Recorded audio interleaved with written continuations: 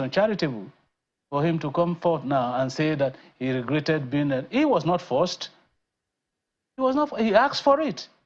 And he was given. Asked for it? He asked for it and he was given. I thought it was a choice of Atiku Abubakar. A choice of Atiku, definitely under certain considerations, under certain consultations. There were insinuations that, for instance, he contributed substantially to the campaign of Atiku Abubakar, and that it was in consideration of that he was considered a candidate that can be on the ticket. And besides, there was this clamor within the polity at the time of some level of marginalization of the Igbo nation, and with his roots in Igbo genealogy, he was considered a candidate that can, in a way, be a bridge between this gap and stand in the gap for the Igbos as well as being a Deltan. And so he came, and we have seen what has happened. What was the result? So it was some level, some people concluding, including myself, that it was a political miscalculation to have picked him in the first place. And so if he was walking away from the party, he could just confidently walk away from the party without giving this excuse, nebulous excuse of he felt he regretted being on the... Was he forced? He wasn't forced.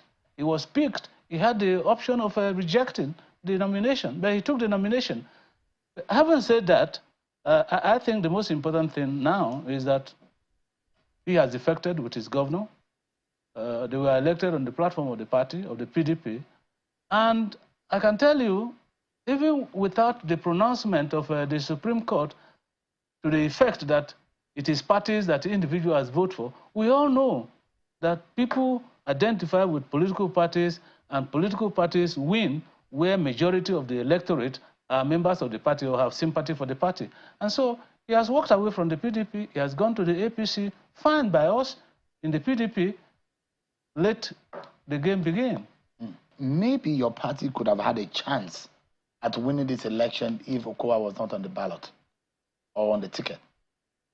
Well, I would rather say that given what we know now, with the hindsight that we have now, some of us think that the party would have won the election if other candidates other than Okowa had been picked as the vice presidential candidate from the South. So there was an error in judgment of Atiku Abubakar picking Okowa. That's what you think?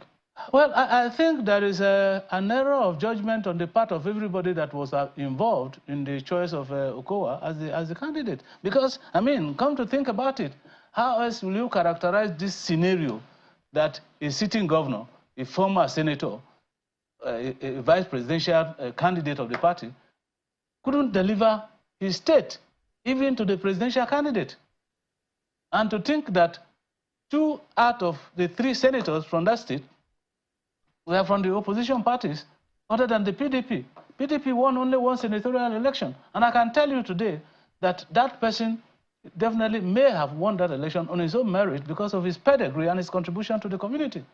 And so I think that picking Okowa as the vice presidential candidate of the PDP in 2023 was a very serious mistake of judgment.